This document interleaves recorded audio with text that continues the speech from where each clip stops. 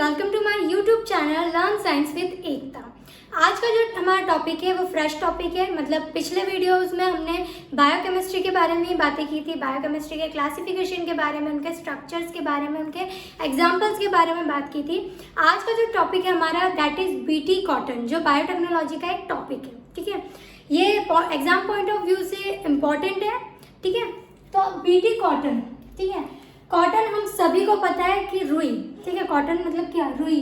पर यहाँ पे बीटी का मतलब क्या है? तो बीटी का मतलब यहाँ पर है बैसिलस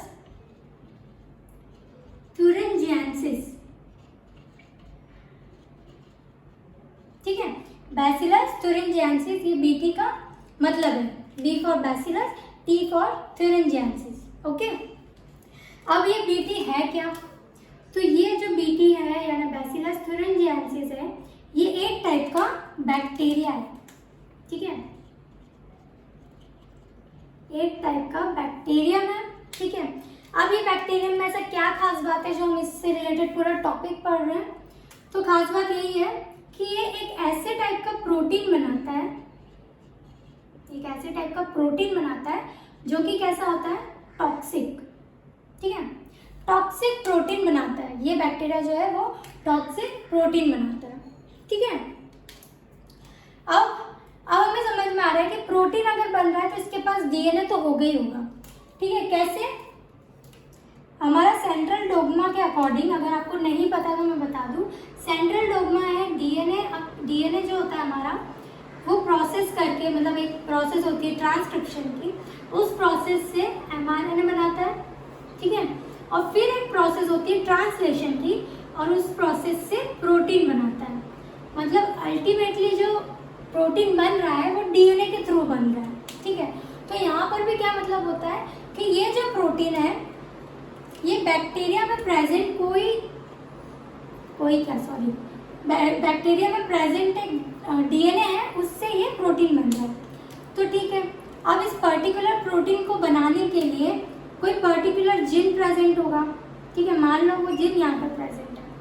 ठीक है, तो ये वाला जीन जो है वो बना रहा है ये प्रोटीन। ठीक है, ये वाला हमारा जीन है जो इस प्रोटीन को बना रहा है। ठीक है, समझ में आया? अब ये प्रोटीन का अगर हम नेचर देखें, यह किस टाइप का होता है, तो ये क्रिस्टल प्रोटीन है। ठीक है, ये इस टाइप का क्रिस्टल प्रोटीन है, क्रिस्टल प्रोटीन। ठीक है, क्रिस्टल प्रोटीन है। ठीक है, ये जो टॉक्सिक प्रोटीन है क्रिस्टल प्रोटीन है।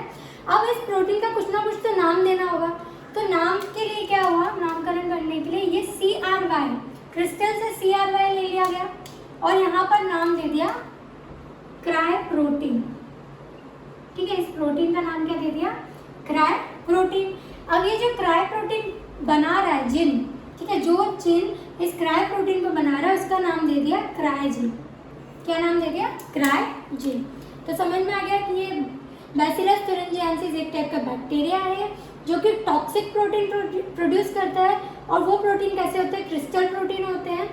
तो इसका नाम रख दिया क्राय प्रोटीन, और जो इस क्राय प्रोटीन को बना रहा है उसका नाम दे दिया क्रायजिन। ठीक है, और अगर हम बात करें तो ये जो प्रोटीन है ये एंडोटॉक्सिन प्रोटीन है, एंडोटॉक्सिन। अब यहाँ पर एंडो का मतलब क्या हुआ, एंडो का मतलब ये हुआ कि कोई सेल है उसके अंदर प्रोडक्शन हो रहा है टॉक्सिन का। ठीक है, सेल के अंदर, इनसाइड द सेल, तो हम उसको कहेंगे एंडो, इनसाइड द सेल। ठीक है, तो हम क्या कह रहे हैं उसको, एंडो। और जब सेल के बाहर अगर किसी चीज का प्रोडक्शन होता है, जैसे टॉक्सिन का प्रोडक्शन बाहर होता है, तो हम उसको कहते हैं एक्सो। ठीक है, एक्सोटॉक्सिन कहते हैं। तो समझ में आया? एंडो इसलिए कह रहे हैं क्योंकि वो इनसाइड द सेल बनता है, एक्सो सेल के बाहर बनता है। ठीक है, ओके। अब ये जो बैसिलस thuringiensis है इसकी डिस्कवरी की थी अर्नेस्ट बर्लिनर ने। अर्नेस्ट बर्लिनर ने बैसिलस thuringiensis की डिस्कवरी की थी। अब यहाँ पर क्वेश्चन ये आएगा कि जब टॉक्सिन, ये जो टॉक्सिक प्रोटीन है, इस यहीं पे बन रहा है, मतलब बैक्टीरिया के अंदर बन रहा है, तो ये टॉक्सिन इस बैक्टीरिया को क्यों नहीं अफेक्ट करता, ठीक है, क्यों नुकसान नहीं पहुंचाता? तो उसका आंसर ये है कि जैसा कि अभी बताया मैंने कि ये एंडोटॉक्सिन है। कैसा है? इनसाइड द सेल बनता है, ठीक है, एंडोटॉक्सिन है। तो एंडोटॉक्सिन है, तो अभी ये कैसा है? तो अभी ये इनएक्टिव फॉर्म में है।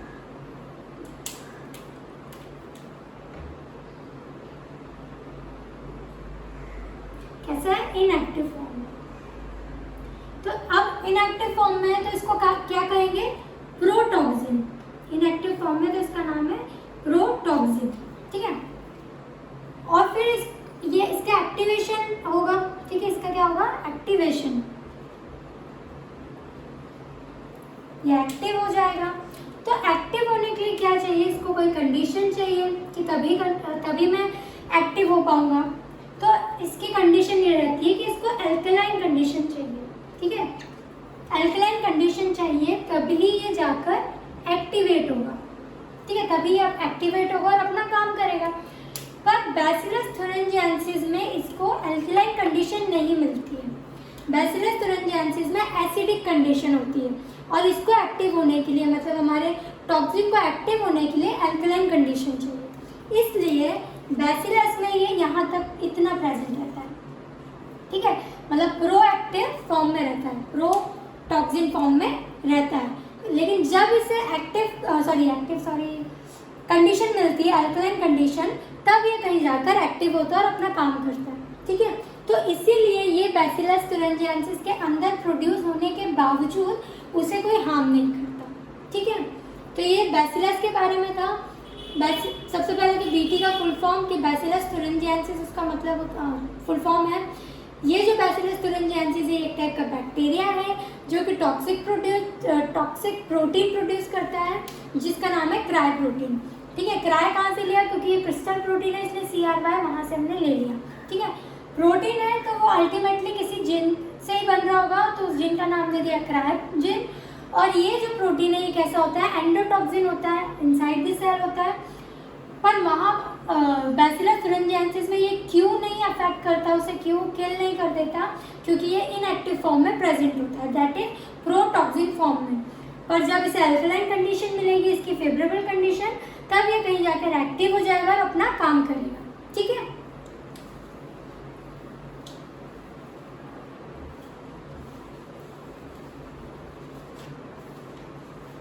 तो अगर हम बैसिलस की बात करें कि इसका काम क्या है, तो इसका अल्टीमेटली यही काम है कि बैक्टीरिया है हमारा, ठीक है, वो क्राइजिन है उसके पास, ठीक है, क्राइजिन से क्राई प्रोटीन बना रहा है। वो क्राई प्रोटीन में जब उसको फेवरेबल कंडीशन मिल जाती है तब वो एक्टिव हो जाता है। एक्टिव होने के बाद वो अपना इन्फेक्शन कंटिन्यू रखेगा, ठीक है, कंटिन्यू इन्फेक्शन रखेगा। कंटिन्यू इन्फेक्शन रखने के बाद वो अल्टीमेटली क्या करवा देगा? डेथ करवा देगा। ये काम है इस बैक्टीरिया का, ठीक है। अब हम देखेंगे कि किसकी डेथ करवाता है, क्योंकि यहाँ पर तो इसको फेवरेबल कंडीशन नहीं मिल रही है, तो कहीं ना कहीं तो इसको फेवरेबल कंडीशन मिल रही है, तब जाके एक्टिव होकर डेथ करवा रहा है। तो किसकी डेथ करवाएगा अब हम देखते हैं, ठीक है। ठीक है, अब हम देखते हैं कि ये जो बीटी है, ठीक है, बैसिलस थुरिंजिएंसिस का जो टॉक्सिन है वो किसकी डेथ करवाता है। तो कुछ साल पहले तक क्या होता था, जो क्रॉप प्लांट्स होती थी, क्रॉप प्लांट्स जो होती थी, उनको डिस्ट्रॉय करने के लिए एक इंसेक्ट होता था, मतलब आज भी है, पर वो किल हो जाता है, पहले वो किल नहीं हो पाता था। क्यों? देखते हैं, ठीक है। ये हमारा क्या है? कॉटन प्लांट, ठीक है, ये हमारा क्या है? Cotton plant. अब इस कॉटन प्लांट को डिस्ट्रॉय कौन करता था? एक इंसेक्ट,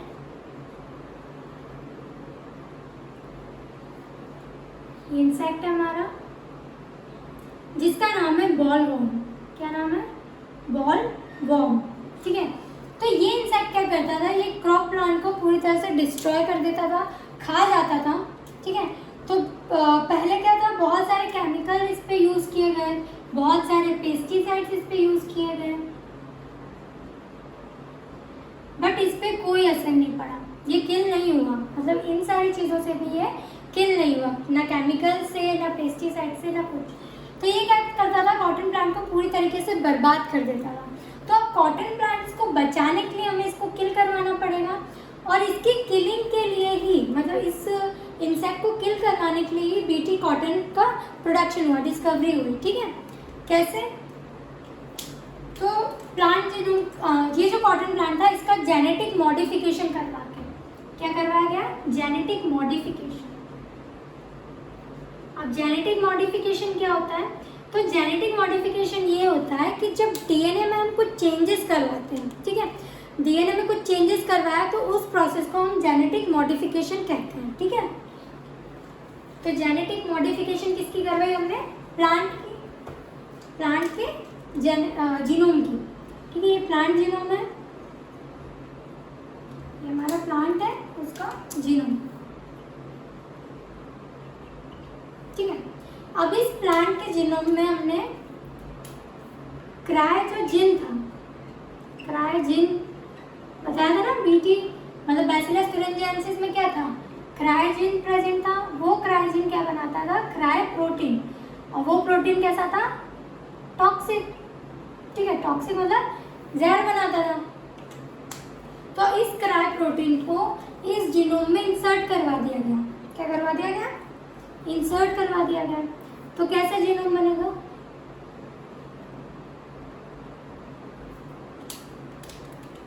ये हमारे क्रायोजीन हो गया। ठीक है, तो ये मॉडिफाइड जीनोम हमारा रेडी हो गया, जिसमें क्रायोजीन प्रेजेंट है, क्योंकि ये क्रायोजीन अब क्या करवाएगा? क्रायोप्रोटीन बनाएगा और फिर इस इंसेक्ट की किलिंग करेगा। ठीक है, तो अब इस ये जो मॉडिफाइड जीन है, ठीक है, मॉडिफाइड जीनोम है, इससे बनाए गए सीड्स। ठीक है, सीड्स, और इनको नाम दिया गया बीटी सीड्स। बीटी क्या है? बैसिलस thuringiensis, और सीड्स आपको पता है बीज। ठीक है, तो इससे सीड्स बनाए गए, और इस सीड्स के फिर प्लांट बने, कॉटन प्लांट।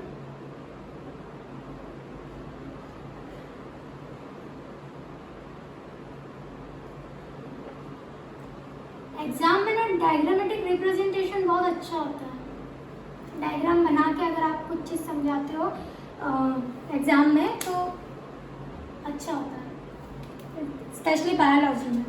बायोलॉजी में तो आप जितने ज़्यादा से ज़्यादा डायग्राम बना सकते हो, बनाना चाहिए। ठीक है, तो ये बीटी सीड से बीटी कॉटन बने, मतलब बीटी कॉटन प्लांट्स बने। ठीक है, अब क्या होगा कि अब अगर ये इंसेक्ट खाने आएगा, ठीक है, ये इंसेक्ट है, वही हमारा बॉलवर्म, ये अगर इस कॉटन प्लांट को खाता है, उसकी बॉडी में क्या जाएगा? हमारा क्रायोजीन, जो हमने जीनोम में डाला था ताकि किलिंग हो, ये क्रायोजीन उसकी बॉडी में जाएगा इंसेक्ट के, और अपना एक्टिव हो जाएगा और इस इंसेक्ट की डेथ करवा देगा।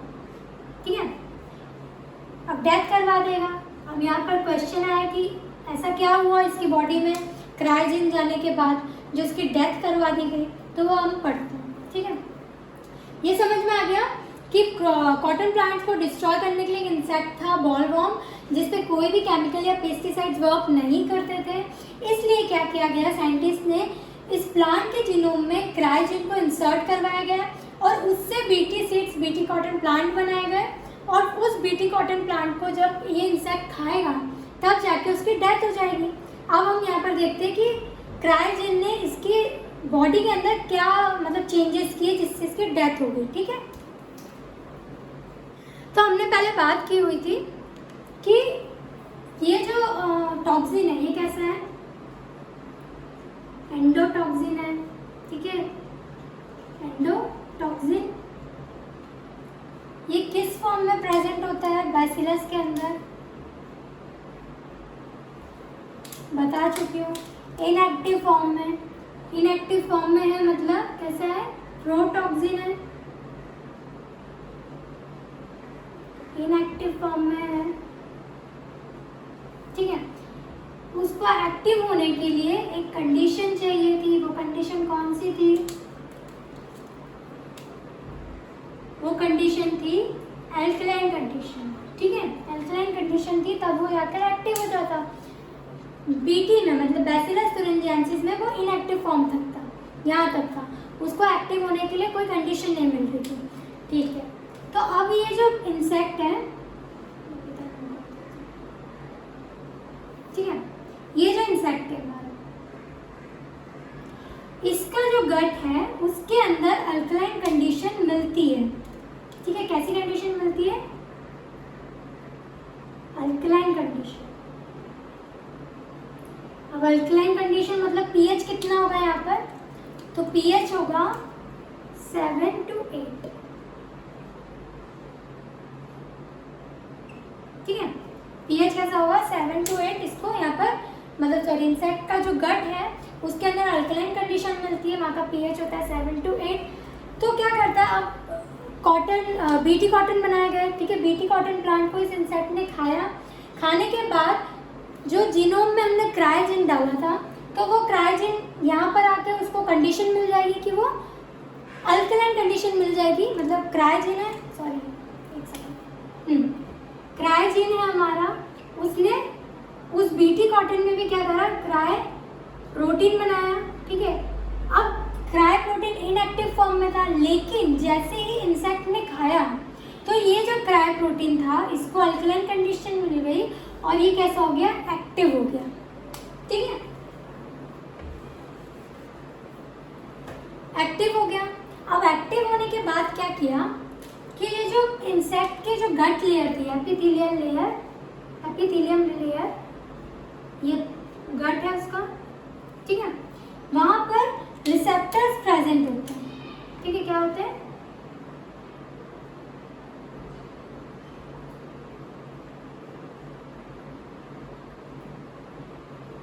रिसेप्टर्स प्रेजेंट है, ये गट लेयर है, ठीक है। यहाँ पर जाकर ये जो प्रोटीन है वो इंसर्ट हो जाएगा यहाँ पर, ठीक है।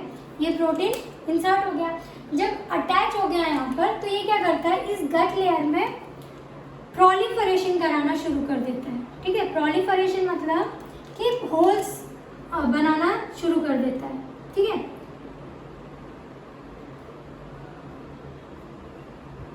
ठीक है, प्रोलिफरेशन करवाना शुरू कर देता है, जिसके कारण ये लेयर पूरी डिस्ट्रॉय होने लग जाती है, ठीक है, स्वेल हो जाती है और इस एक्टिव टॉक्सिन के कारण यहाँ पर पोर्स बनने लग जाते हैं और अल्टीमेटली वो पूरी डिस्ट्रॉय हो जाती है, जिसके कारण इस इंसेक्ट की डेथ हो जाती है, ठीक है। इंसेक्ट की क्या होती है, डेथ हो जाती है। फिर से बताती हूँ, एंडोटॉक्सिन प्रोटॉक्सिन फॉर्म में, इनएक्टिव फॉर्म में प्रेजेंट रहता है।